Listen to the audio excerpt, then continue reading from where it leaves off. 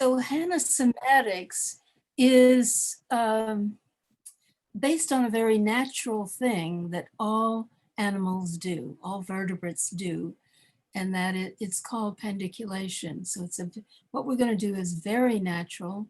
And the next slide.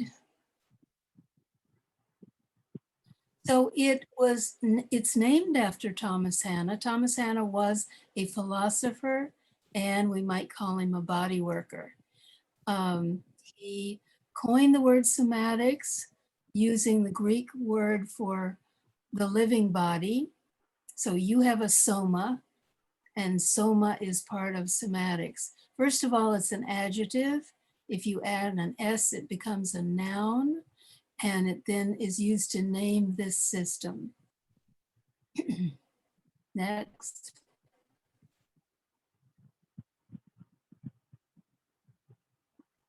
So Thomas Hanna, being a philosopher, was very fond of the philosophies that include the body.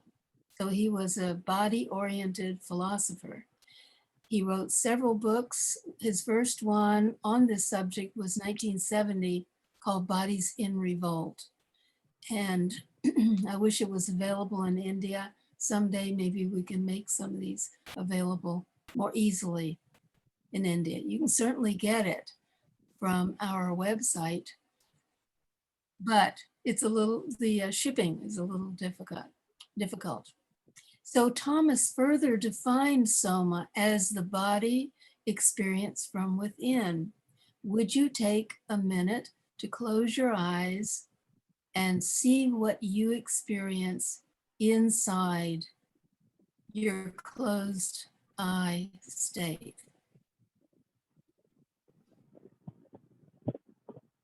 So you might notice that you don't feel a difference between your mind and your body. It sort of is a blend. Now in the West, and you do not have that much of a problem with it, but we in the West do, and that is the mind-body split. So I understand that India did not do the Cartesian mind-body split the same way the West did. So we're in the process of trying to reunify. Certain cultures don't have that same problem of reunifying. So this system, Thomas Hanna studied with Moshe Feldenkrais. In about 1973, he became a Feldenkrais practitioner. Any of you who know that system will have a sense of it, and you don't have to know it because this is an evolution from it. Hannah Somatics is a development that is similar to Feldenkrais work, but very different. So you really don't have to start over. You can just start with where we are now.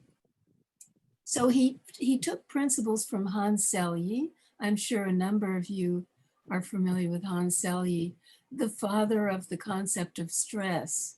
Stress was very helpful for us human beings to recognize it, give it a name, and currently today in the world, there is more stress than ever before.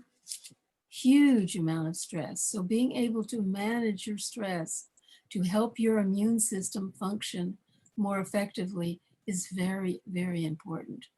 F.M. Alexander, founder of the Alexander technique, and the principles of biofeedback, which is using electronic devices to feed back your physiological changes, kinesiology, which is the study of movement, neurophysiology, study of brain and how it functions.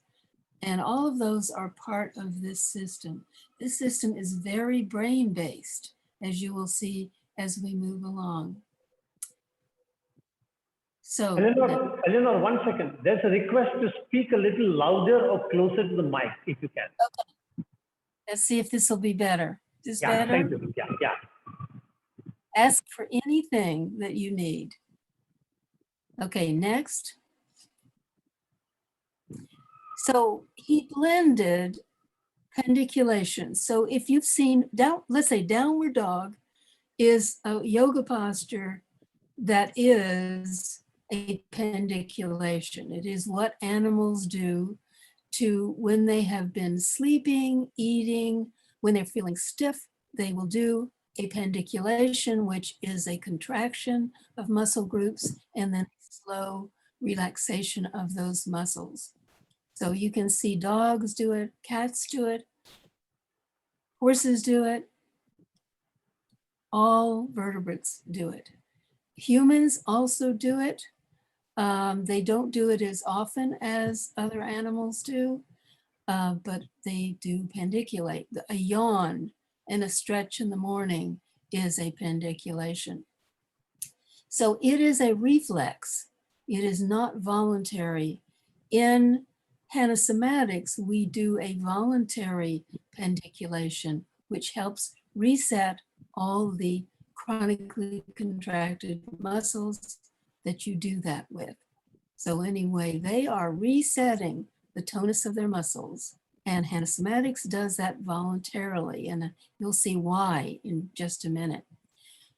We emphasize your brain and its control of your muscles.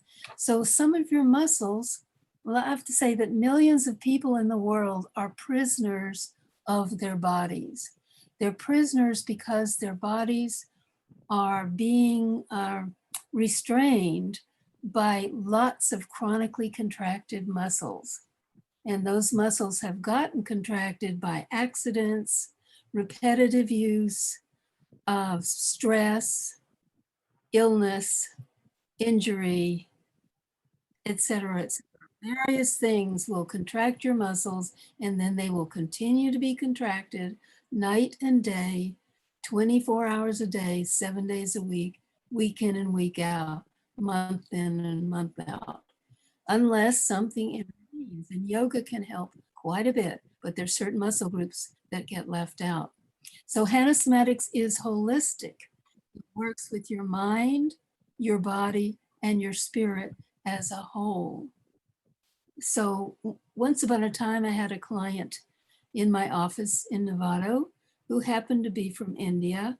And after she had her Hannah Somatics session, she got up off the table and she said, her eyes were very big. She was surprised. She said, this works with all the koshas at the same time, which was a wonderful response because actually it does. Okay, so next. Anyway, we're very much interested in the first person perception, your perception of your experience. So we're not watching somebody else do it and imitating them. It's going to be discovered within your own body and your own mind. It's a motor intervention. In other words, the movements are very important, but the sensory feedback is also emphasized and is very important. So it completes we're calling the motor sensory loop. Sometimes it's called the sensory motor loop, but very much a part of it, as you'll see later. The awareness of your sensory experience is the mind-body connection. So every one of those is you connecting your mind with your body. And you're becoming more embodied, more connected. Next. Okay, Thomas Hanna discovered there's some classic postures, and they are the result of contracted muscles being contracted over and over and over again. And the result is these postures. You can find them. Go out on the street, you can find them all over the place. People holding themselves in those postures. So he had 3 of them plus a 4th one.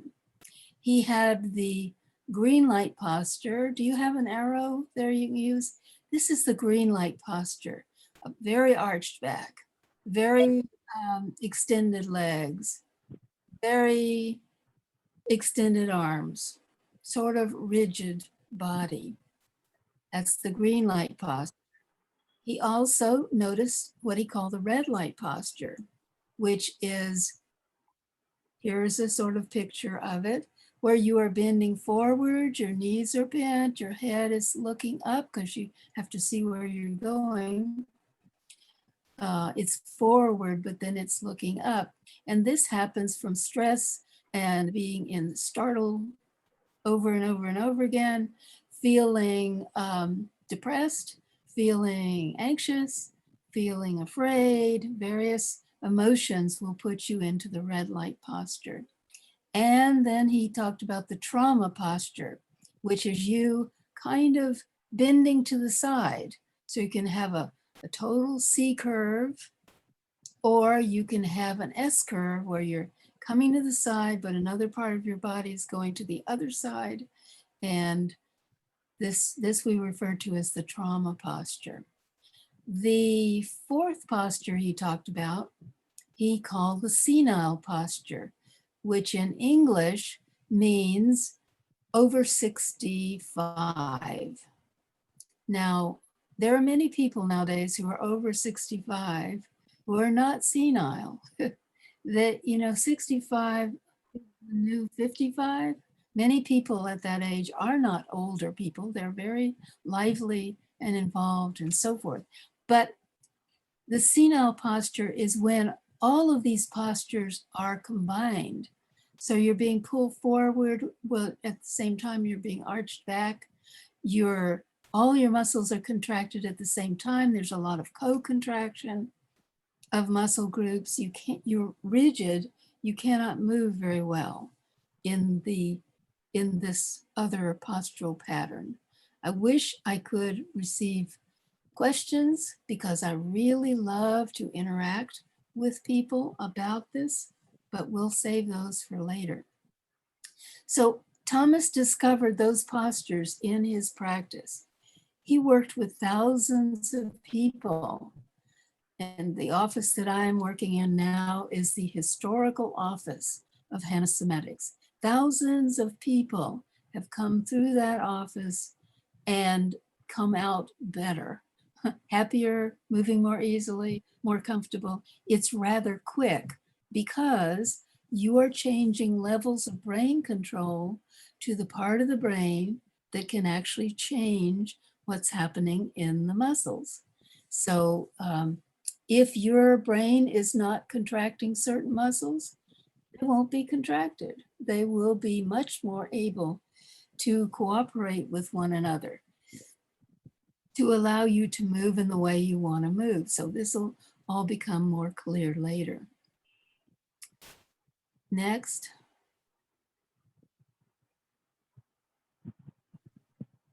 Okay, so it's based on neuroscience. It's very brain-based. You are shifting levels of brain control from the brainstem motor tracts, which we're going to look at here in a minute, to the voluntary motor cortex, which is at the top of your head here. There's a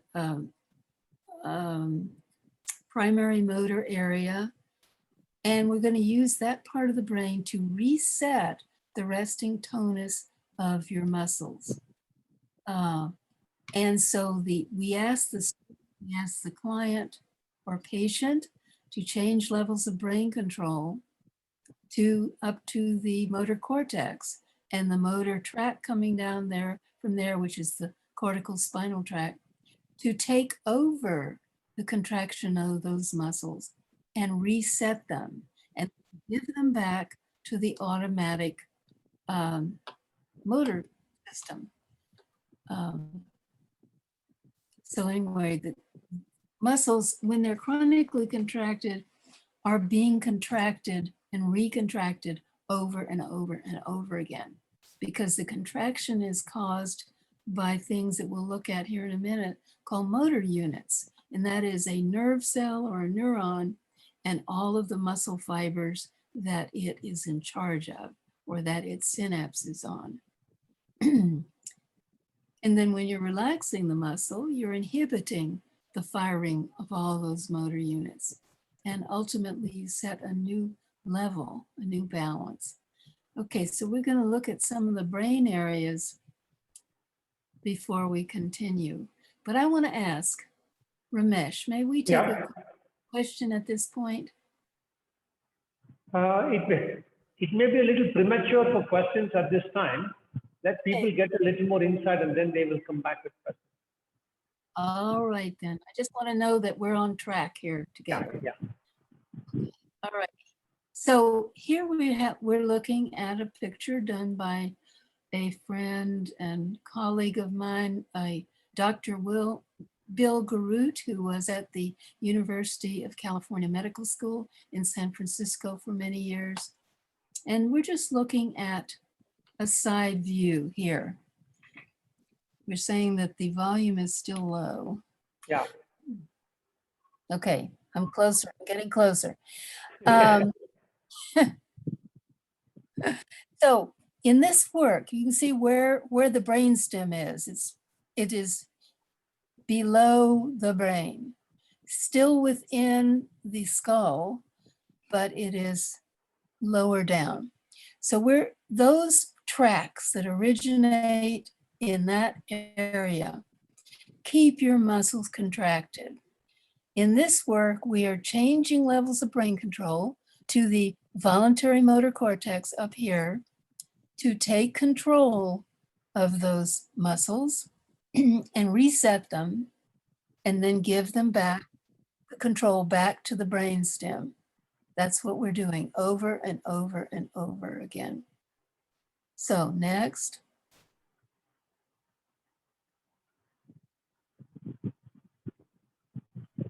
So we're working with the neurons. So there are neurons that begin in the cortex.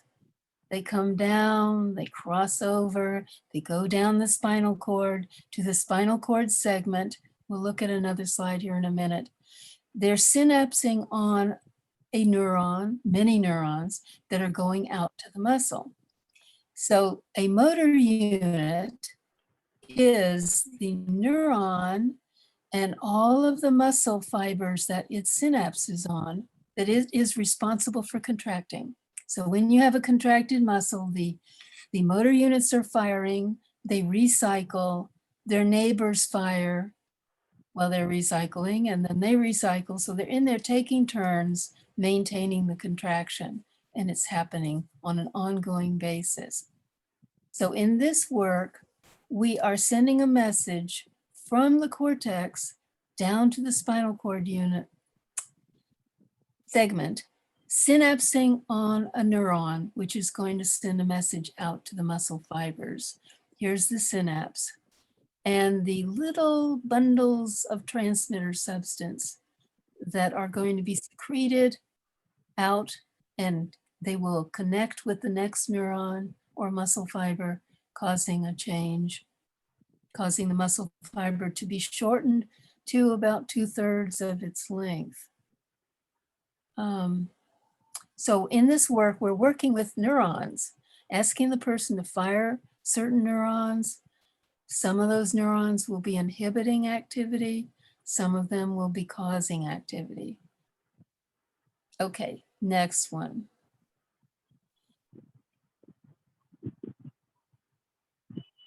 So I really like this picture because this picture is a picture of neurons and their dendrites. These are structures that are receiving information into the cell body of the neuron. And as you use your neurons, there are little changes, the growth of little dendritic spines. And this is a picture of dendritic spines.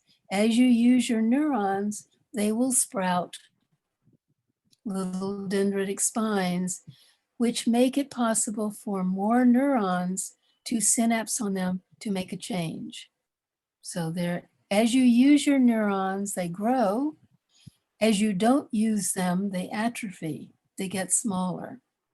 So when you are using your neurons, they are growing or maintaining. When you're not using them, they are atrophying and not connecting up as well.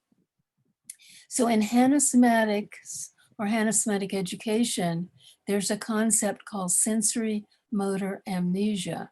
We may have mentioned that before, but right now we're going to mention it again. When you aren't using part of your body, there are brain changes that go on. And so sensory motor amnesia is sort of forgetting how to use certain muscle groups or parts of your body. And you can recover, you can have sensory motor awareness, but in the meantime, you don't have it and you don't have the same brain support for what you want to do. So I found out today, actually yesterday, that a friend of mine fell, fractured her pelvis.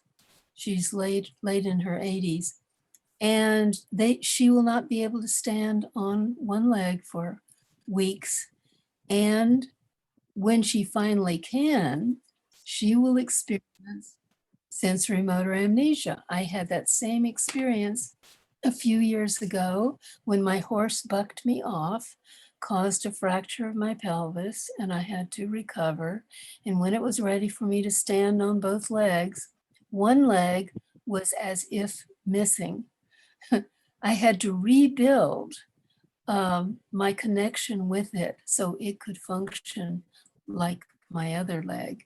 But it's a profound experience of sensory motor amnesia. Sensory motor amnesia is unconscious. So you don't know you're developing it until you have a pain, until you have restricted movement, until you can't use a part of your body, and then you might recognize that it's sensory motor amnesia. The reason why we have to do the somatic exercises on a regular basis is that sensory motor amnesia creeps up on all of us because it's coming in at a low level of your awareness you don't even know. For example, many people are sitting a lot these days. They are sitting at the computer. They are doing certain things. So they're not moving around as much as they used to because we all have to stay in our homes. And in various ways, we're developing sensory motor amnesia. But we can move out of that with the use of our bodies. So it's really good to recognize you don't have a problem as you might define it. You have sensory motor amnesia. You have chronically contracted muscles that are creating a pain or restricted movement, and we can recreate your use of that part of your body. So, next slide. So, all of this stuff, just listen to it. Don't worry about it. You will do it anyway. I mean, you will be using these structures, whether you remember them or not. In this work, we are stimulating two different kinds of receptors. We are stimulating the little Golgi tendon organs, which are in the tendons of your muscles. They are sort of a woven structure with axons of neurons running through them. And when that gets pulled, such as you have a chronically contracted muscle, it will compress the axon running through the Golgi tendon organ and send a message to your brain that that's happening, that the muscle is pulling. So that's the Golgi tendon organ. And in our work, we work to help relax the Golgi tendon organs so that they are not going to give a message that the muscle is contracted, but they are going to help change the contraction levels of those muscles, which we'll talk about a little bit later. Over here to the left is a picture of a neuromuscular spindle. All of your muscles have neuromuscular spindles in them. They are sensitive to stretch.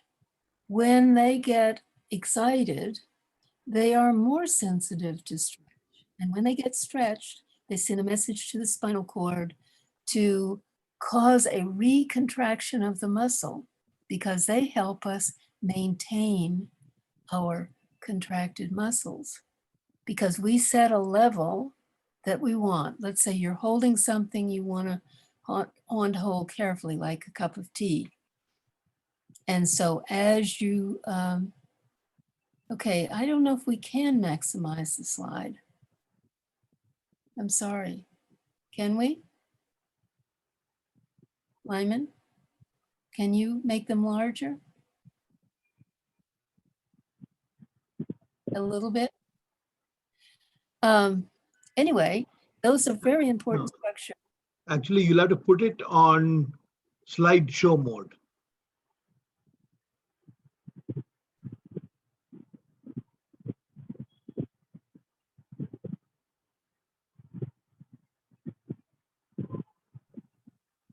There it is. So if you click the button on the, yeah.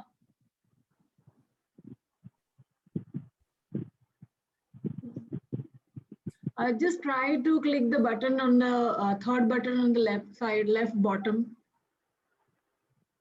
Just at the bottom, not here.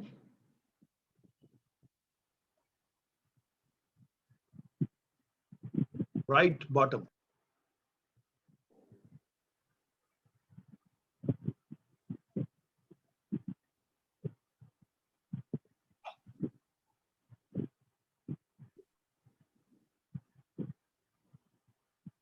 Lyman, where are you going there?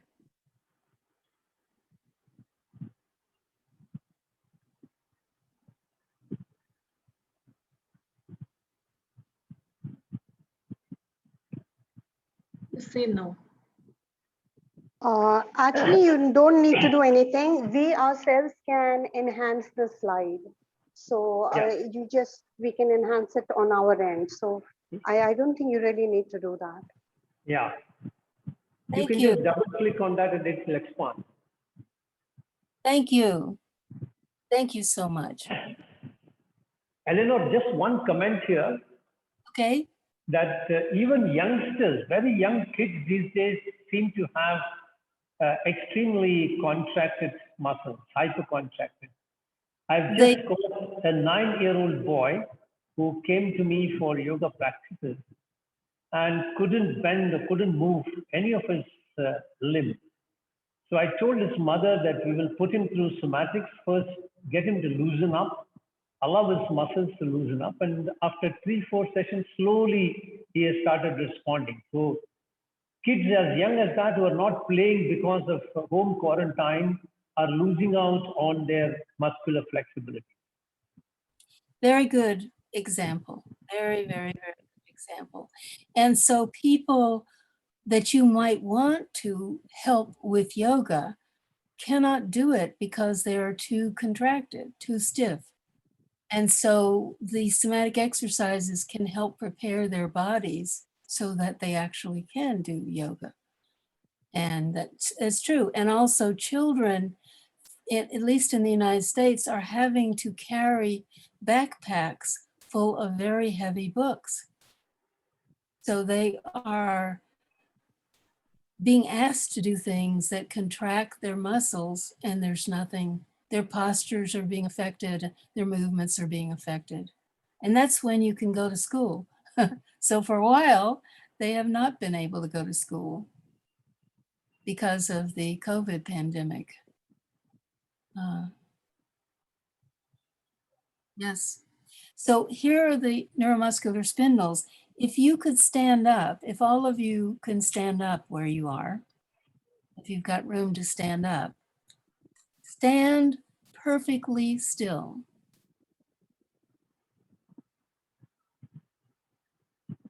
Do not move in any direction. So I ask you within yourself, are you standing perfectly still?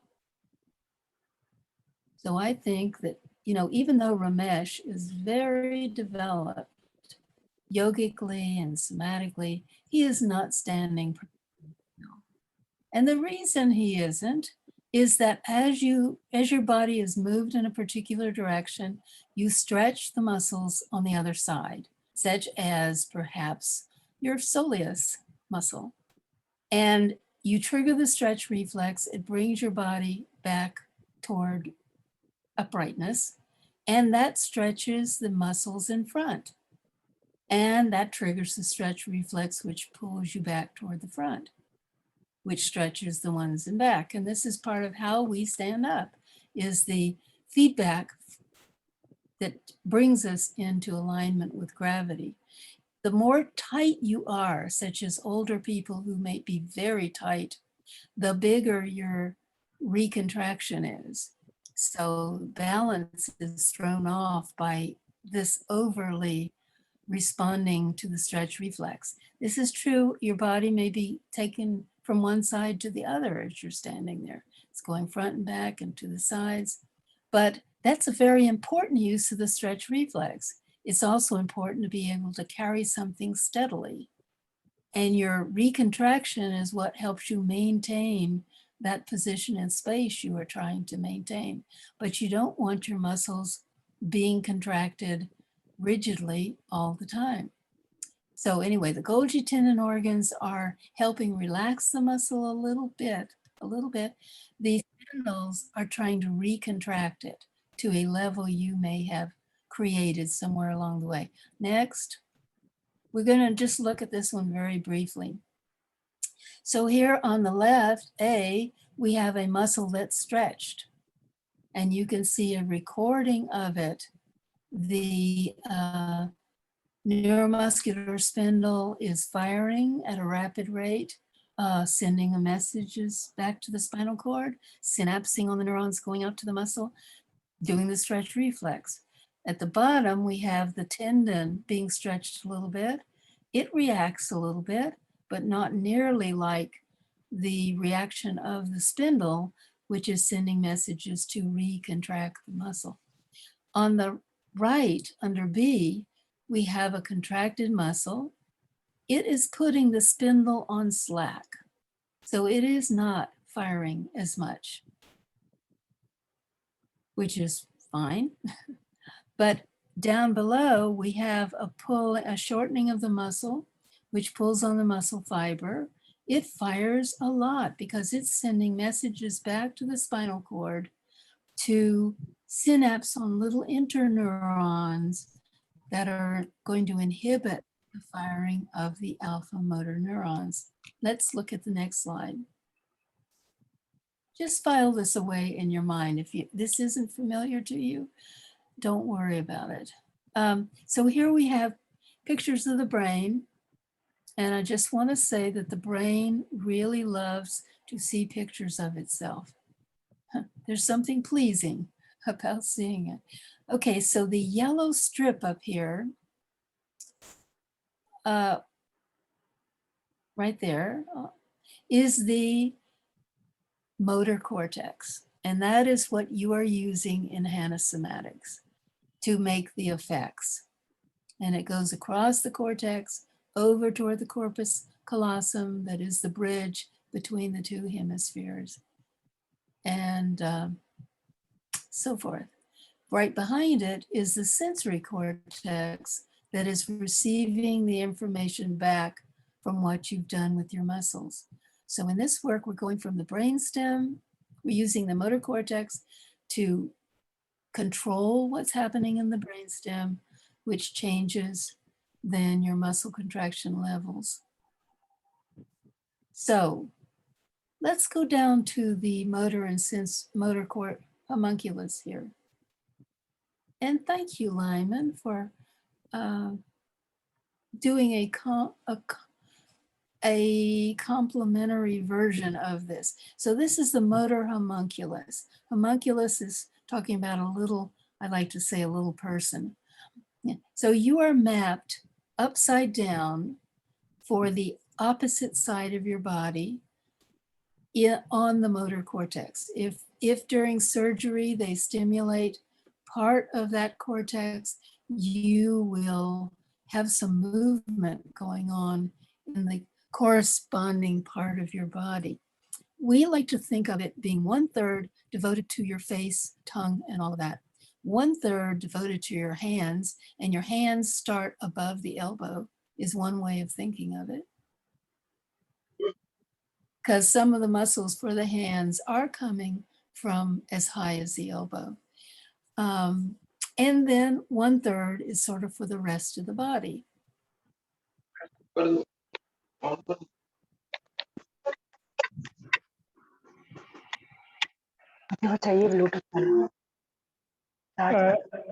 Participants, please mute yourself. Okay, so when you're doing these somatic exercises, you're using those specific parts of your motor cortex. So let's go to the next one. This is the sensory homunculus. So in the sensory strip, which we're going to look at here in a minute, you are mapped upside down for the opposite side of the body. The mapping is a little different from the motor cortex because we sense more parts of the body than we move.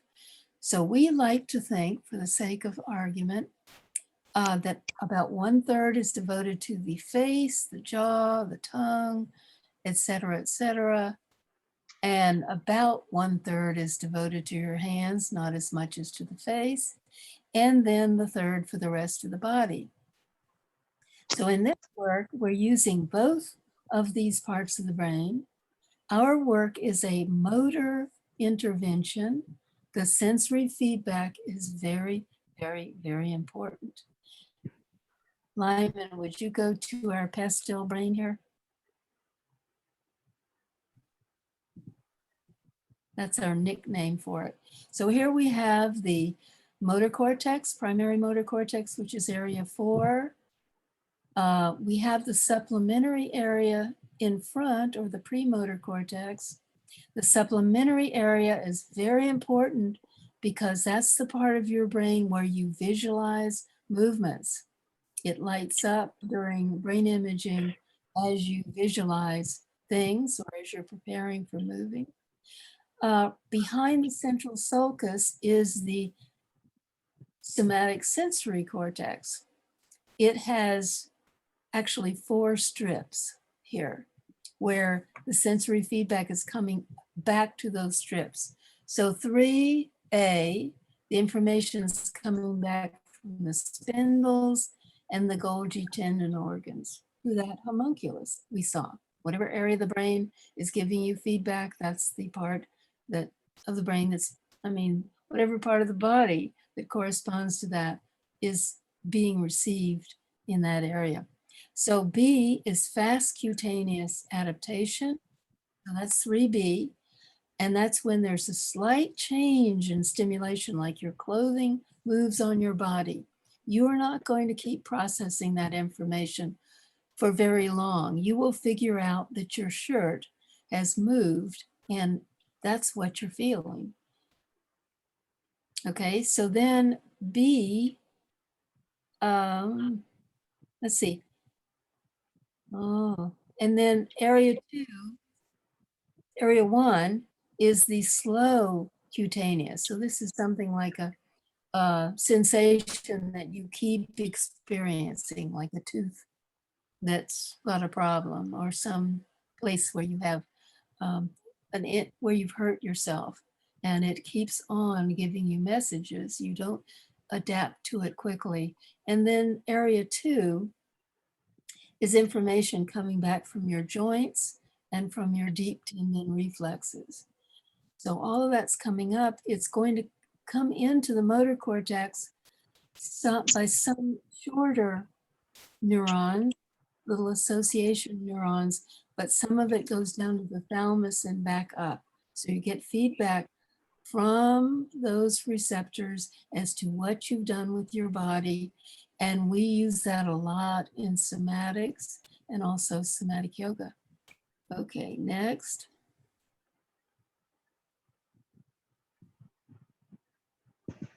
Okay, here's a cut through the spinal cord. And on the right, it shows the tracks coming down. And on the left, it shows the sensory tracks going back up. And in this work, we're very much using the cortical spinal tract, which is this red area. It's very much being used. It's a track because it's not synapsing anywhere along the way. It's a direct flight, if you will, down to the spinal cord segment for that muscle. And we use that a lot. Horses, on the other hand, they do have a cortical spinal tract, but it comes down and synapses on this one next to it which is the cerebrospinal tract. So I would like to invite you all, if you can, to stand up. It's good to move, even though you're comfortable sitting. If you can stand up, stand up. Because standing up was brought to you by your vestibulospinal tract. So you're coming up against gravity. The vestibulospinal tract is contracting all the muscles it needs to take you up against gravity, and that is particularly extensor. Now, if you wanted to move, you couldn't move very well because your legs and your arms are straight. But the cerebrospinal tract, and that's the yellow one here, the primitive movement track will help you bend your elbows, bend your knees, and now you can move. You're not going to do fine movements such as with your hands, but you can move your legs and your arms. So if a sound was made or something changed quickly, you would use the reticular spinal tract, which would tune up or excite all your little neuromuscular spindles. Like if you are stressed, your reticular spinal tract is helping all your neuromuscular spindles to contract, makes them very sensitive to stretch, makes all your muscles tight. And so that's the reticular spinal tract. So you can sit down if you have stood up. And so now all your joints are going to need to flex to allow you to sit down. And you're going to sit down using a kind of contraction that we use in this work called an eccentric contraction. So a concentric contraction is a shortening of a muscle, moving toward the center of that muscle. The muscle gets shorter as it gives its force. An eccentric contraction is a lengthening contraction. You're maintaining the contraction as gradually you decrease the firing of your motor units, allowing you to sit down in a controlled way rather than just flopping down. Many elder persons have a hard time sitting down because they cannot do a gradual lengthening of their thigh muscles, their quads.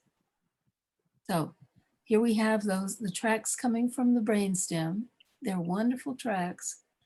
The only one that comes from the cortex is the lateral cortical spinal tract and the ventral cortical spinal tract, which is below. So on the left side here, we have the sensory feedback coming back. So we've got the spinal thalamic tract, which is taking pain, temperature, pressure, pain. It's the blue one here, Lyman, the blue. Thank you. So spinal thalamic tract is sending stuff back up to the sensory cortex. And then the purple is the cerebellum sending its information back up to the cerebellum and then from there to other areas. Now in modern society, also in India, I think there's quite a bit of this in India because many people, I don't know about right now with the COVID pandemic, but many people were working faster and faster because in the computer industry and the internet and all of that, we have to respond really quickly to things. And a lot of stimulation coming in, a lot of it coming in. And the cerebellum does fast movements. Fast, but it is unconscious. It is below the level of your conscious awareness. And that's one of the benefits of it. It can happen really fast without your having to think about it. But the thing is, then most of your life is spent unconscious because that is an unconscious. Okay, let's go to the next one here. Eleanor, one question at this point. Okay. You made a mention about a lot of old people finding it difficult to sit down because they cannot stretch their muscles. Now, Well, many of the participants are yoga teachers who may be having clients who are facing similar problems. Could you give some inputs as to how to help those people get back to a position where they can sit comfortably? It might be helpful. yes, let me finish with this next slide and then I'll talk. Yeah. So I love this slide. It's really, really clever. So here we have this little brain to the left here. You see the precentral gyrus, and the green area in front of it is the motor cortex. The arrow, the line here is pointing to the wrong thing, but it's ultimately is pointing to the right thing. The word precentral gyrus, well, no, it is the precentral gyrus. Anyway, so these two green areas, here's the cortex around the subcortical structures. Neurons from the cortex have their cell bodies in the cortex. Then the axon of the neuron is coming down through the brain, coming down through the brainstem, crossing over in the medulla to the opposite side, coming on down to the spinal cord segment for what's called the lower motor neurons. It synapses on what's called the alpha motor neuron. It goes out to the muscles. Now, it may synapse on little interneurons here. Can you show where the interneurons would be, Lyman? Right. So if it synapses on interneurons, it will quiet down the firing of the lower motor neurons. It will inhibit them. It will decrease their firing. If it comes down and synapses right on the lower motor neuron, it will cause it to fire and it will shorten its muscle fibers. So we looked at all the tracks that are automatically contracting things if they get a stimulus. This is called the final common pathway, the neuron going out to the muscle fibers. It can be stimulated by any one of the tracks. And people who have cerebral palsy, head trauma, stroke, and so forth and so on, do not sometimes have the capacity to inhibit the firing of certain motor units. But we are all intact. So we can have our cortex send a message down to inhibit the firing of motor units, or we can excite it to cause a contraction. So with the question here, what about the stiffness? In yoga, frequently what has been done is to stretch the muscles to make the body be able to do things.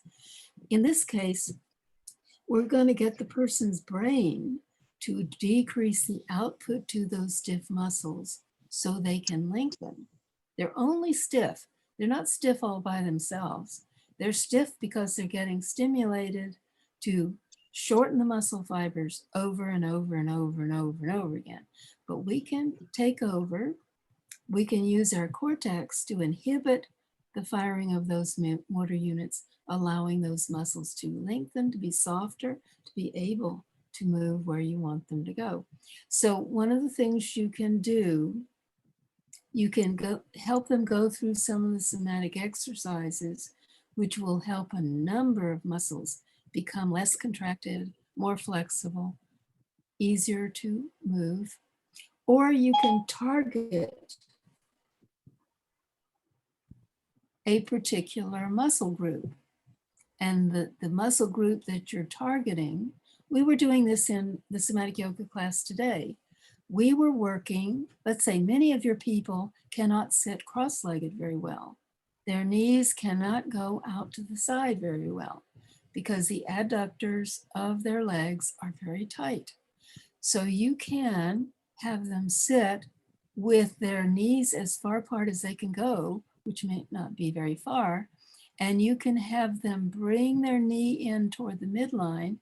You can have them put their hand on the inside of the knee, so they can pull in against resistance and then slowly let their knee come out to the side as far as it can go.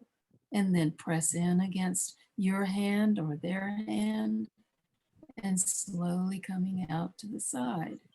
Press in and slowly coming out to the side. So you can do that now. You're sitting in a chair or you're sitting on the floor or whatever you're doing.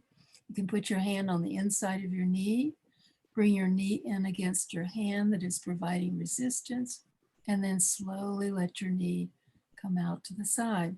The reason why we move slowly and then let your knee come in again and slowly coming out to the side, coming in, coming out the side, and gradually the adductors, the inner thigh muscles, will lengthen, become softer, allowing the leg to come out to the side. So the other thing is with elders trying to sit down is their quad muscles may be very, very contracted, the muscles at the front of their thighs. And those muscles, their job is to keep your legs straight. They are in charge of you bending your knees. So what you can do is have them sit in a chair with their legs supported almost to the knee. Some of you are sitting on the floor, so you can't do this, but if you're in a chair, your leg is supported almost to your knee. Straighten, let's say, your right leg so that you're contracting the quad, and then slowly let your foot come back down to the floor. And repeat that again. Straighten your leg, and then slowly let your foot come down. So as you're straightening your leg, you're sending a volley of impulses down from your motor cortex in the leg area. You remember where that was. Straighten your leg and then send a volley of impulses down to inhibit the firing of the motor units or the neurons in their muscle fibers. And do that about 3 times. And then slowly coming down so that you're resetting the resting level of those muscles. And then if you're doing it thoroughly, you'll want to have them turn their foot in and straighten their leg and slowly come back down 3 times. The other thing is take your foot out to the side, straighten your leg, slowly coming back down. And as you finish, the difference between the 2 thighs, the thigh that's tight is still going to feel tight. The one you've worked with will be much healthier to the touch, much more resilient, So a muscle gives you its force when it does a fresh contraction. If it's already 100% contracted, it has no reserve to come in to contract any more than it's already contracted. So it will act like it's weak. It won't follow your requests very well. And it's not getting good circulation. It won't get the nutrients, the fluid, the oxygen that it needs. It'll just be tight. Just sit, it's getting enough to stay alive, but it is not fully functioning. Any more questions along those lines? Anyway, you can do that with all muscle groups. So in my somatic yoga class, one of the things that I do when we run into an area that people are having trouble with in terms of contractions that aren't allowing for movements, we'll do a somatic exercise that helps them free that area. So let's do a little bit of that, a little bit more. Anything else you want to do, Ramesh, here? I think one of the things, go ahead. You can speak a little closer to the mic because when you give instructions on that knee, sometimes the voice was trailing, so I don't know people whether they got it correctly or not. But one demonstration at this point in time will clarify concepts much better, particularly the slow release. Great. Do you want to demonstrate that? Because we can put you, why don't you show it there. You want me to be on a mat, or you want me to? What? No, for that one, we need you sitting up. So, Okay. and you have to Yeah. get far, Ramesh, you have to get far enough away that we can see your whole body. Right now, we're only seeing your shoulders. You want me to come out of screen share? For now, there's one more slide here, but I think Vanny is saying, please remove the screen share. Good idea. And if you want to pin Ramesh, if you know how to do that, on the top right-hand corner of his picture, there is a blue box with 3 dots. If you click on there, it will give you a menu, go down to pin video, and you can make Ramesh very large and very clear. So how about, can you go back a little more so we can see your feet and your legs? Now, it's really helpful you're not on a seat that rolls, but he can still do it. It's also nice if your legs are supported almost to your knee, because basically you're going to straighten your leg. You're not going to pick your whole leg up. So Ramesh, if you will straighten your leg, let's do the right one. Yes, and so someone is suggesting you can also do speaker view for him.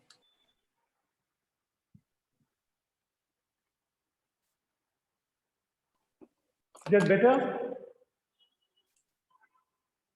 Yeah, and slowly down. So when you go up, you're doing a concentric contraction of 2 parts of the quad, the vastus intermedius and vastus and the rectus femoris.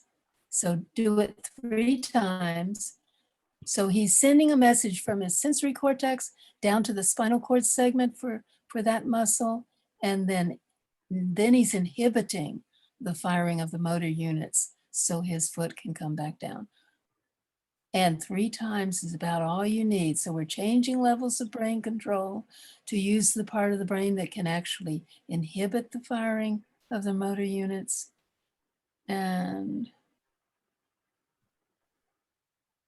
one quick question. Does the foot have to be flexed inwards or just relaxed? well, right now it's in neutral, it's relaxed. Thank you. For our next repetitions, it's going to be turned in depending on what it was to start with. So where the foot position was. So if the person is sitting there with their foot kind of turned in, that's going to be the next repetition. If their foot is turned out, that's the next repetition. So let's see where Ramesh is with his Turning inside? okay, let's see where, can we see your foot? Which we're not seeing right now. Okay. Okay.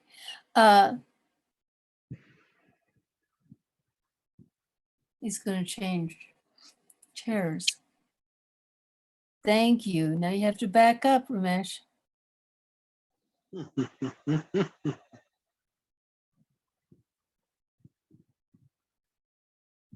No, he wasn't changing chairs. He's changing stands for his.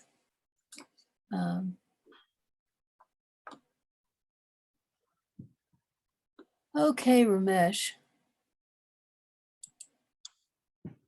I'm having Dr. Singh on here. Okay. So his foot seems to, hold on, where are you going? And now he's changing chairs. Okay. So okay, your feet seem to be turning outward a little bit. So that's going to be our next repetition. Turn your foot out. That's very good. Straighten your leg. And then slowly coming back down. So we're using the vastus medialis to straighten his leg, relax. Your foot can be more relaxed as you pick up. It just needs to be turned out. Okay, 3 times. Straighten. And slowly coming down.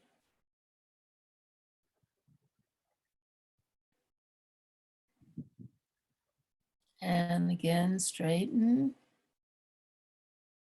And coming down. So we're working with his vastus medialis. And now turn your foot in and straighten your leg. And slowly coming back down. So we're using the vastus lateralis now. And his tensor fascia lata is also participating. Slow coming down. It has to be slow because the cerebellum would love to be doing it, but it would do it faster. It would do it smoothly. It would do it in a very coordinated way, but it cannot reset the resting level of the muscles. Very good. And now you palpate your quad, your front of your thigh, and compare it with the other side of your leg. So are you palpating your right leg? So with Ramesh, with your fingers straight, hold on. With your fingers straight, just gently press into the muscle. So you're not going to be probing or squeezing or doing those things. You're just touching to feel how resilient the muscle is. Very good. Now, how does that compare to your other thigh? Is one of them softer? Is softer.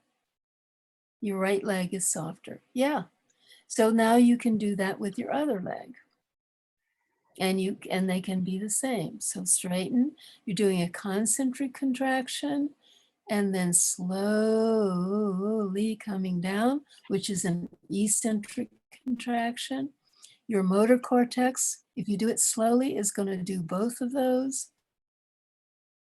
both the concentric and eccentric contraction. Eccentric contractions are more work than concentric contractions. And great, turn your foot out.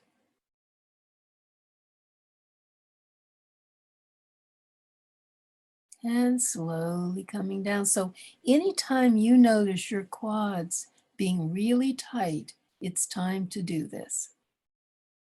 So, and you can do it anywhere, practically.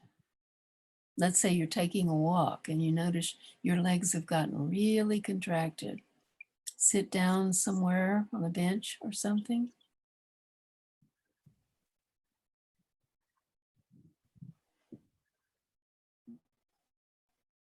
Slowly, slowly, slowly. You know that expression, slowly, slowly. This is really, and the thing is so nice for elders because they go slowly. And no, your foot doesn't have to lift up that high. The foot can be very relaxed. Yeah, and so the thing that I tell people sometimes is that if you will do these slow, I'm going to say something about shaking coming down. If you will do these slow, you can do everything else faster than ever before because your muscle groups will not be fighting each other. So for example, if your quads are tight and you want to sit down, your hamstrings will be contracting, but your quads will be resisting. They are not wanting you to bend your knees. Their job is to keep your legs straight. So how about stand up, Ramesh? Okay, and then slowly sit down so we can see you sitting down. Let's see you sit down.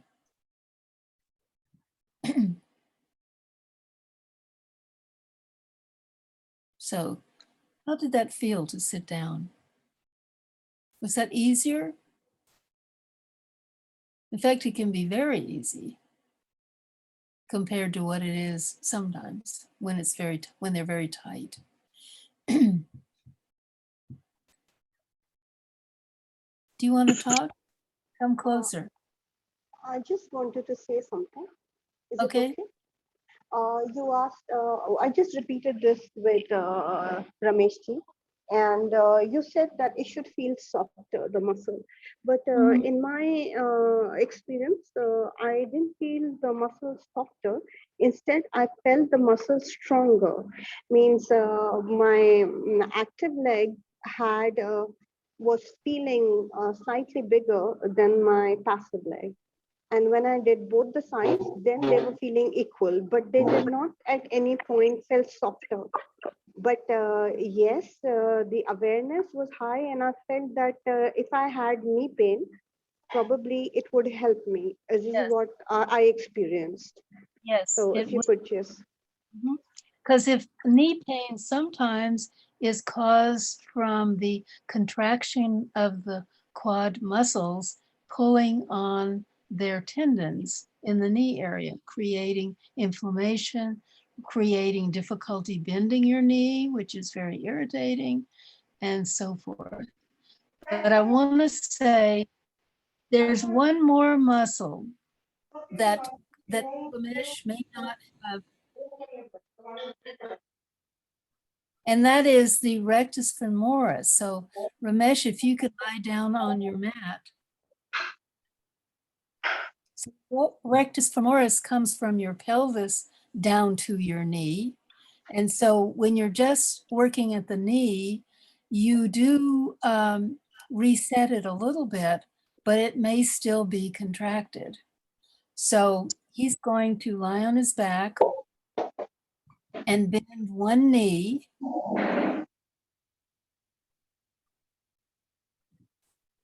So he's going to bend, let's say bend your right knee, Ramesh. Thank you.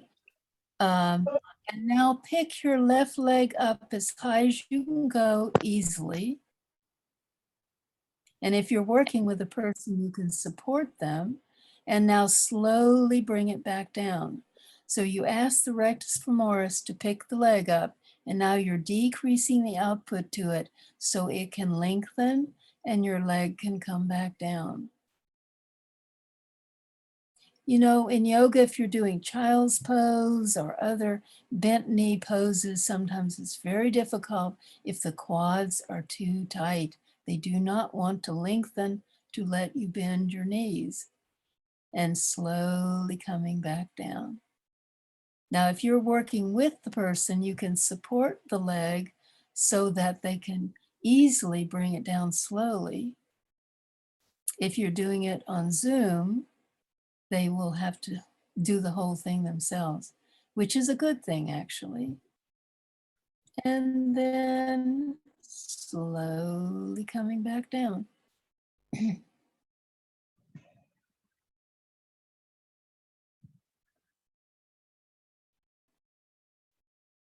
And relax. So we do it about 3 times because we want the person to stay in their cortex. If you do many repetition, the person's brain says, I've got it. We're going to just do 10 repetitions of this. I can do it. And I can also think about going to the grocery store or getting together with my family or what we did yesterday or some other thing. So Ramesh, how is your left leg feeling? So you can palpate it and see. Sometimes that will be the additional relaxation of the muscles that makes the quad very ready for whatever you're going to do. Right, thank you. Good. Very good. So what was that for you, Ramesh? Can't hear you. Can't hear you. Can you get close? Mute. Ramesh, you're on mute. Yeah, sorry. So what I was saying is I recently had a friend of mine from Zimbabwe with a knee problem. So I took her up as the first case study, and the first session we did was on Tuesday. I put her through these exercises and I said, tell me how it is when you start walking. And yesterday she messaged me saying she's already feeling much better. This is just after one session. And she has knee problem for almost 3.5, 4 years now. Mhm. Wow. If you don't mind, can you share that knee problem is because of the decreased space, or is it just a random knee problem?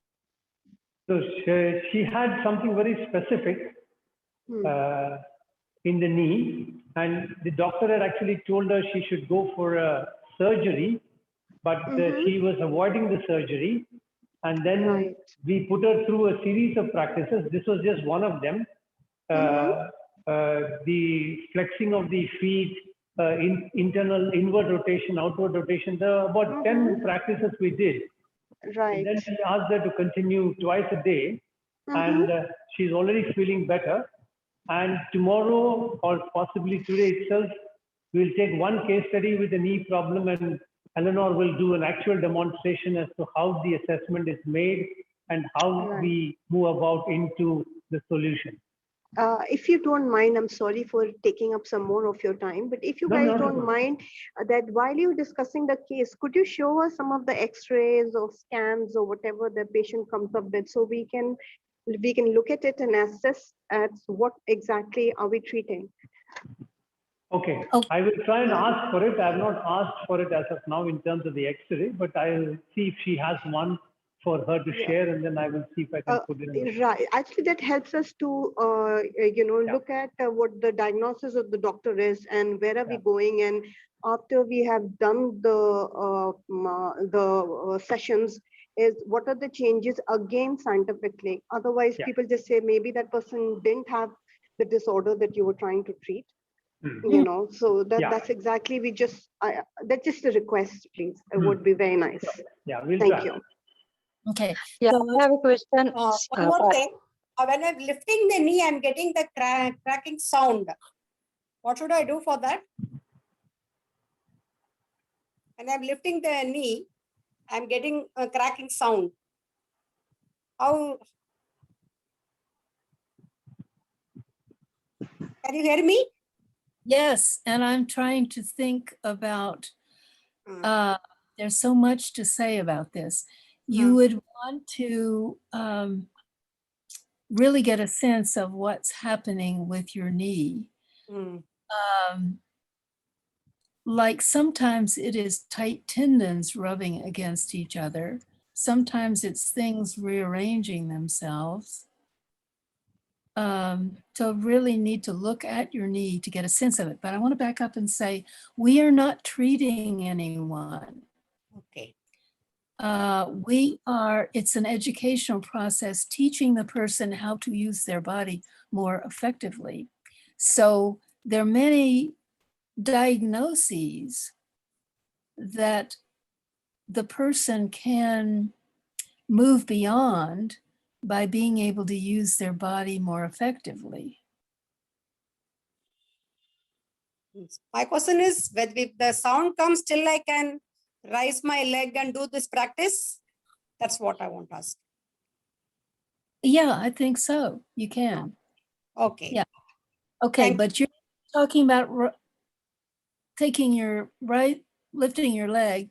So I want to add to another exercise for you, another exercise you might like to use. Speaking of lifting your leg.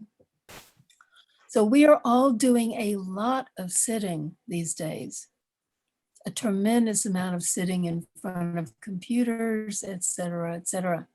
So a muscle called the psoas muscle, which some of you are familiar with, PSOAS, it's a hip flexor.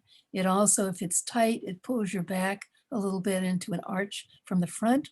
It may cause some pain coming down the side of your leg or coming down through the groin, various areas.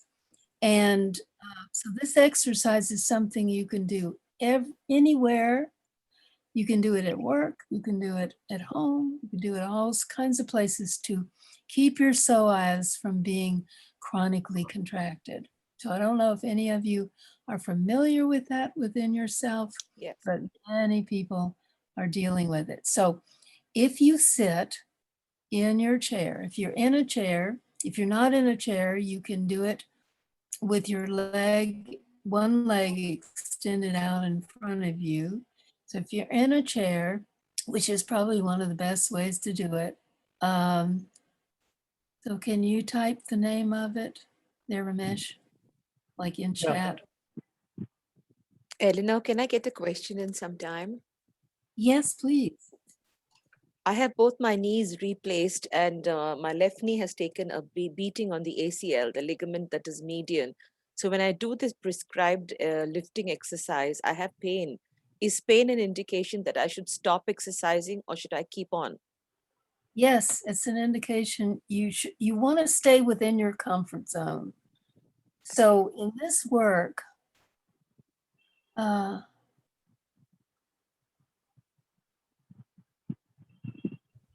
so in this work, Who is sharing the screen? It's not me. Yeah, okay. It wasn't me. Yeah. but did you want to show us something there?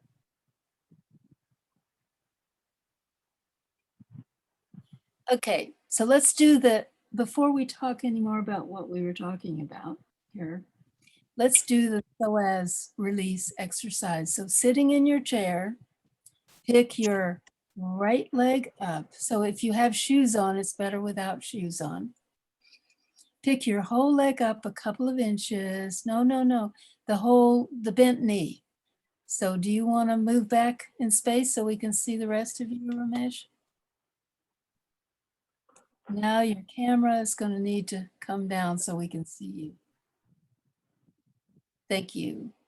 So you're going to pick your whole bent leg up and about 2 inches, not very high, and slowly coming back down. I think that's still a little high.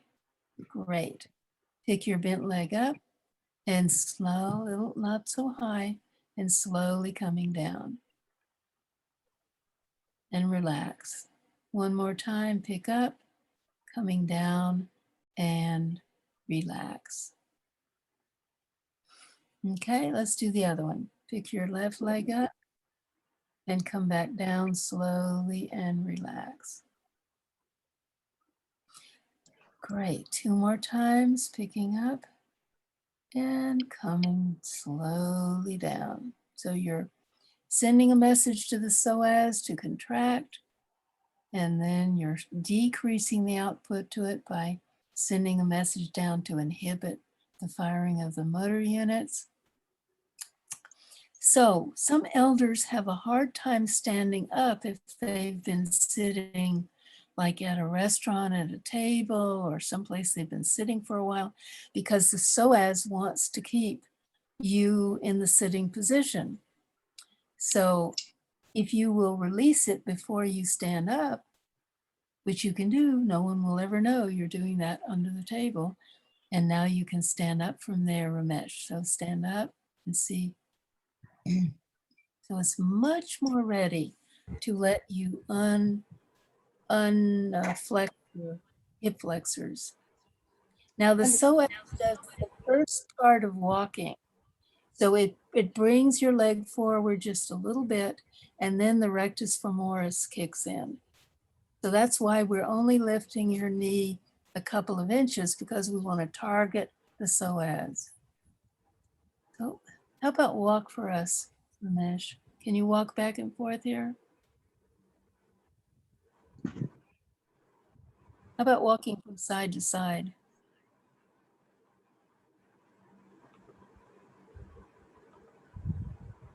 Okay, that looked pretty easy, bringing your leg in front and also behind.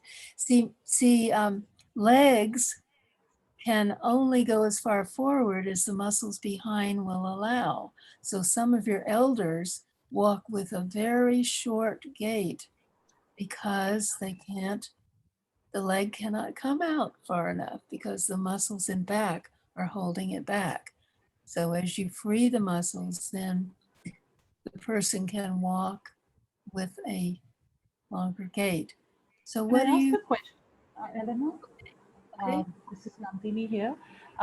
When we're sitting down and doing these exercises, is it important to have the knees a bit higher than the hips, or is it okay if they're lower? No, it's really good if they're lower. It's better if they're lower? Yeah, it's actually better to sit with them a little lower than Okay. your pelvis. And the psoas exercises, how often can they be done in a day or? Okay, that's a really good question. And here's the point. If you could do them every hour, Okay, but okay. there's no need to do it every hour. Also, if you do it every hour, your brain will say, I got it. She's doing her psoas exercise. I think I'll think about something else. And it becomes done on automatic pilot, and that won't give the same effect. So if you do it, let's say twice a day, or maybe 3 times a day if you needed to, you might keep it fresher so your brain will use the motor cortex rather than turning it Right. over to the cerebellum. Cerebellum, you do it. Yeah. Okay, thanks. Mm. So there's a series of exercises with this system that Ramesh may demonstrate here for us a little bit. But let me do something for your neck. How many of you have shoulder tightness or neck tightness? Anybody in here? I can't see your Yeah, hand. there are. Yeah. Okay, so Ramesh is gonna demonstrate. Now in this work, we usually don't demonstrate because we don't want you to watch a model and imitate it because those are different neurons. Those are mirror neurons and they do imitation, which is a really wonderful form of learning, but it can't let you reset the resting level of your muscles. So Ramesh is going to demonstrate, we're going to do it with him. And you can peep at what he's doing a little bit, but mainly I want you to find it within your own brain. So turn your head to the right, tilt your head back towards your other shoulder, lift your left shoulder up, right? And now let your head come forward and your shoulder slowly comes back down.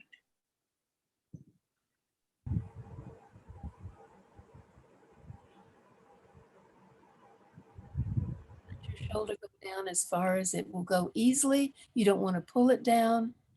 So Ramesh, if you could draw your movement to a close here after you finish it, because I'd like for people to palpate their shoulders. So with these flat fingers we were doing earlier, kind of press your shoulders gently and feel how tight they are.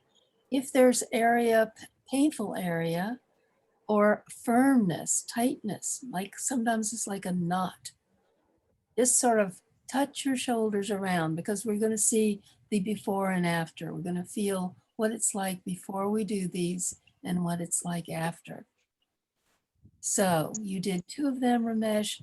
He's working with his upper trapezius right now, and he's shortening it.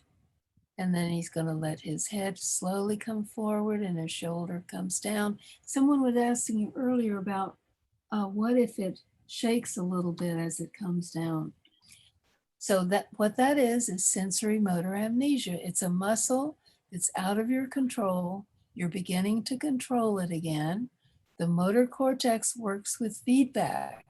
So as you're doing it, your motor cortex is saying, are we finished yet? Are we there? What are we doing?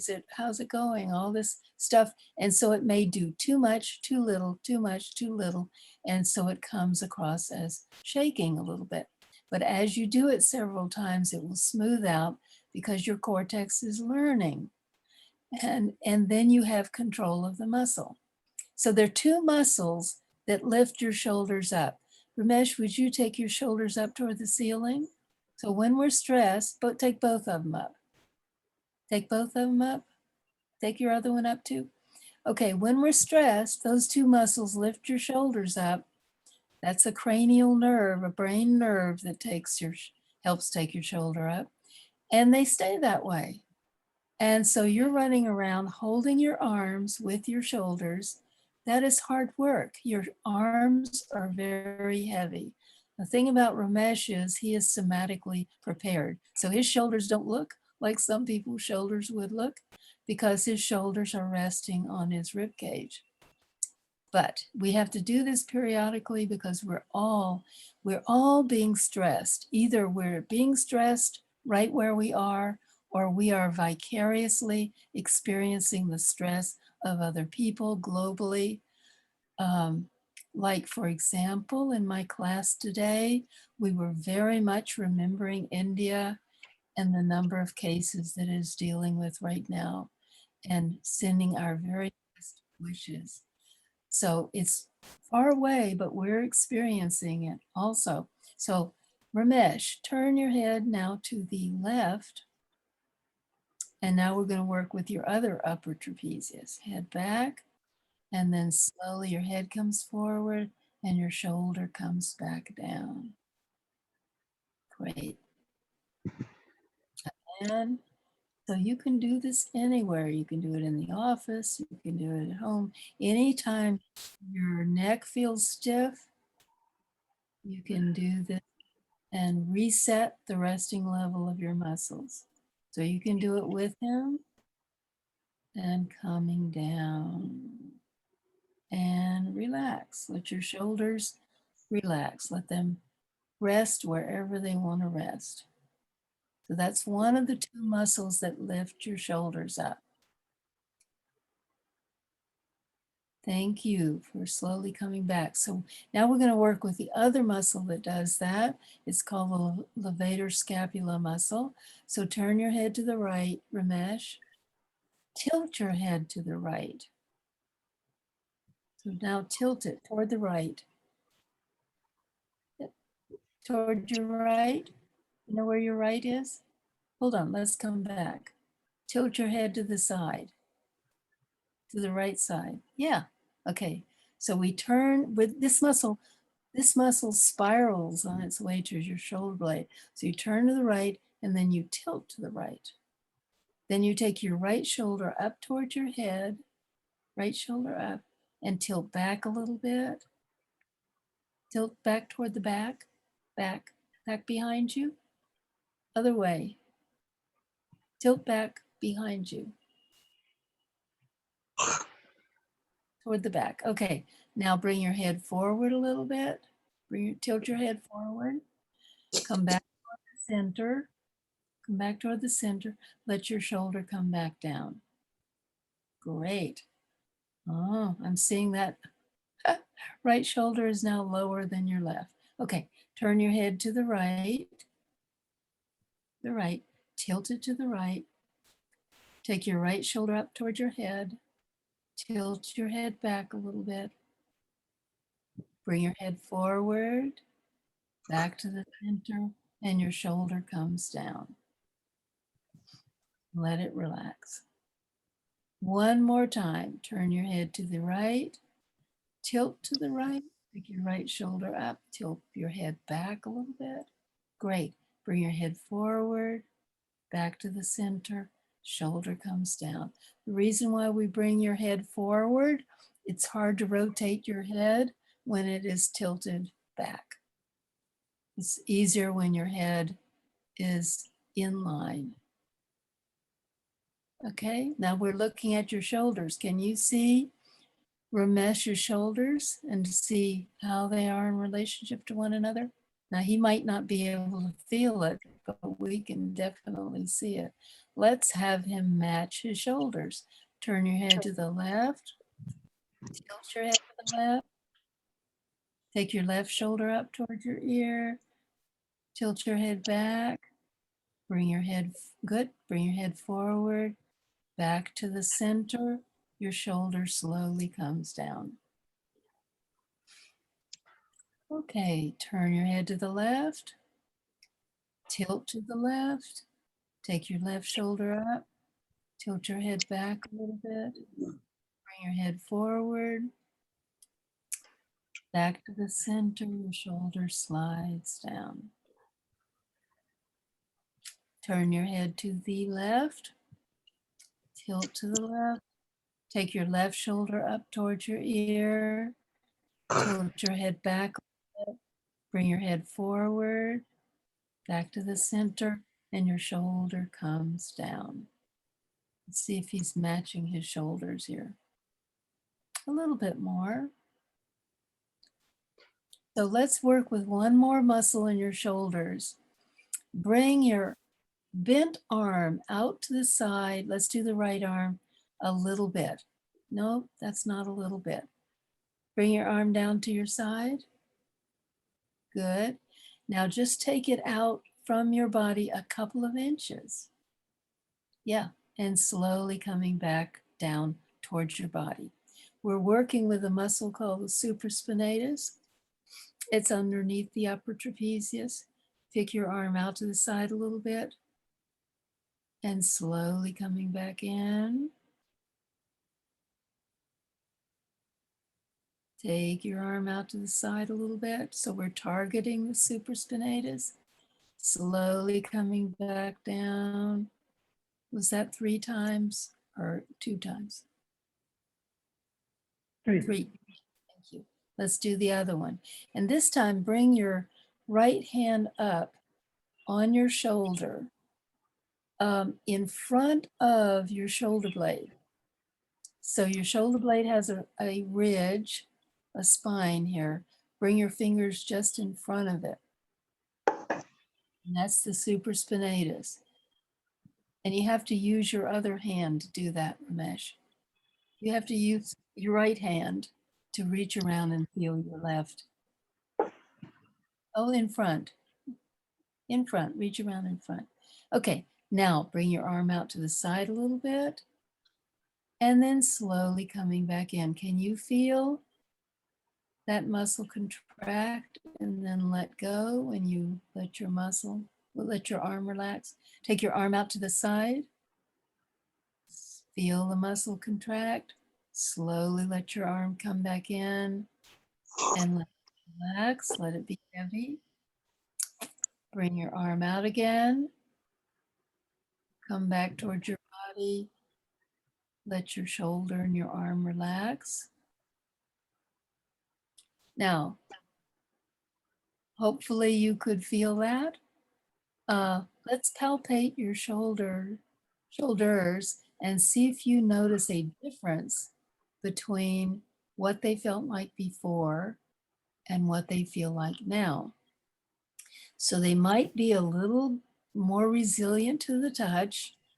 They might be a little less painful if they were painful before. If you had sort of areas that were like knots, they might not feel them anymore. And so you have reset the resting level of some of your neck and shoulder muscles. Yes, it's very relaxing. Now you might be able to turn your head more easily because I just want to share experience. Like I did it from left side only, not from right side. And my left shoulder is softer than right one. Great. Great. And someone said they're moving more easily. There is a question, Eleanor. Yeah. There's a question on the chat box. Okay. It says if the muscle being exercised heats up later, is that okay? Okay, where is that one now? It's in the chat box. That is very okay because that is increased circulation to the muscle. So it may become warmer. And that's good, actually. It's very good to have good circulation to your muscles. It's very, very important. Okay, other questions here. These are wonderful exercises in terms of decreasing your stress level, easing your movements. It really helps with driving. I don't know how many of you are driving these days, but it really helps to be able to look over your shoulder if you're driving and other things.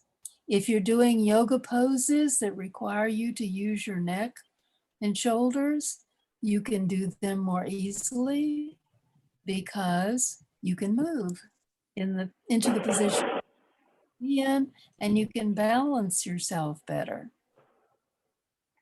So we have a little time left here. Let's see if there are questions. So there's a daily maintenance series that we might demonstrate tomorrow that are not really exercises. They're done slowly, they're done gently with awareness. They are a great preparation for yoga. Eleanor, Yes. I have terrible pain in my scapular region, in interscapular region. Would you like to tell me what to do? Okay. So is that between your shoulder blades and your spine? Where Yes, is it? dear. Yes, dear. It's Oh. between, and it's more pronounced on the left side. Is this something you typically have or you're having right now? I've been having it for the last 10 to 15 years. I've not been able to answer this. So let's do a little something for that. All of you, we can all do it. Roll your shoulders inward and bring them toward the front. And then slowly let your shoulders go back where they belong. So we'll do it a couple of more times. Roll your arms in, shoulders toward the front. Elena, what breathing do we do at this time? Point. In this work, we inhale on the contraction, which is the coming forward, and we exhale on coming back. And we're just going to do it 3 times. Inhale and slowly coming back. Now put your hands on your thighs, palm down, and just bring your shoulders forward. What contributes to that pain that you have is shoulders coming forward, which puts a strain on the muscles in back, such as the rhomboids, whose job it is to bring your shoulder blades towards your spine, but they're getting pulled forward and also lifted up sometimes. So we're working with your pec minors here, right? And slowly back. Now, when you've come back to neutral, bring the backs of your hands behind your buttocks and bring your shoulders back behind you. Now we're using the rhomboids, and slowly let your shoulders come forward. You can repeat that 2 more times. Shoulders back, rhomboids contracting, slowly decontracting. Whoa. This is amazing. And relax. So what do you find? And now you can let your arms relax. What did you find that was amazing? Someone said it was amazing. What did you? The second part, when I actually put my hands behind my butt and moved my body forward, I felt a stretch on my left side, which has been troubling me. That released something. Great. That's wonderful. And then Thank you, dear. Thank you. welcome. Elena, there are 2 more questions. Okay. One says, when I sit on the ground, my legs get numb and I have to keep shifting. The same happens to my left hand when I sleep. Okay. So what's happening there is that somewhere the nerve that would be bringing you sensations from your legs is getting compressed. And so we would want to look at your posture, see which muscles are compressing it, help reset those muscles so that when you're sitting on the floor, your legs won't go numb. So they go numb because the information coming back from them is getting stopped by contracted muscles or the pressure of your body sitting on the contracted muscles and that's pressing on the nerve. Same thing, many of you have probably experienced your hand going to sleep. And so when you're lying on your side, or even when you're lying on your back, if your muscles in front are tight, such as the pec minor that we were just exercising, the nerves going to your hands come from your neck between two of the muscles, two of the scalenes. They come under the collarbone, they come under the pec minor, then they go down your arm to your hand. If your shoulder is coming forward, shortening the muscles, pressing on the nerves, your hand is going to be numb. It's going to go to sleep. And when you come up and move your shoulders and everything, allowing circulation and neural flow along the nerves, your hand then regains its normal sensations. So if you will do some of these exercises that we did, you will be less likely to do that when you're sleeping, pressing on nerves, causing the numbness. So for example, if your pec minor is tight and you lie on your shoulder, everything's going to get shorter, it's going to press. If you're lying on your back and those muscles were short, they're going to get pulled back toward the bed and they are going to press on the nerves. So as you help those muscles become more functional, you will not have as much of a tendency for things to go to sleep.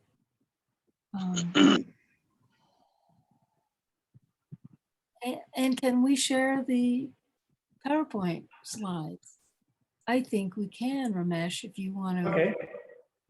If Lyman can send it to me, I will share it in the group. Okay. And there are some more questions which have not been answered. My request to those whose questions have not been answered is to send me a message. I will forward it to Eleanor so that she can try and answer them in first thing in the morning tomorrow.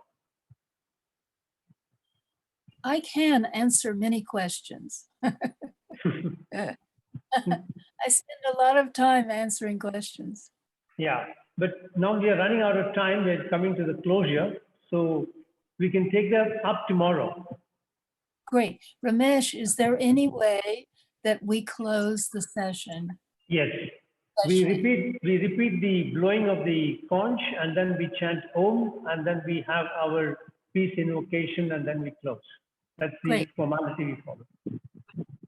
Okay. So everybody sit in a meditative position.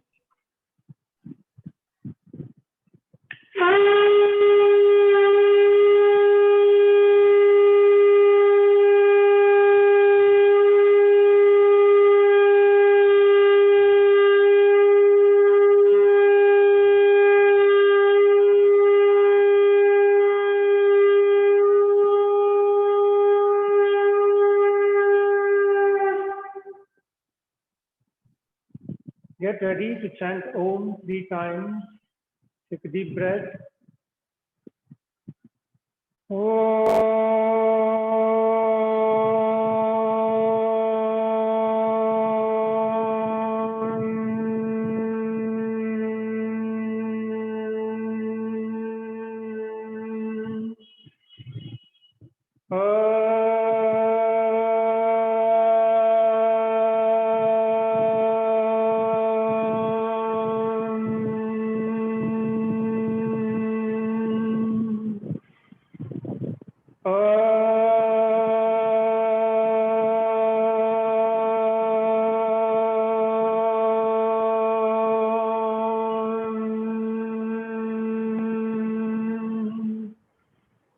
Shanti mantras, peace invocation.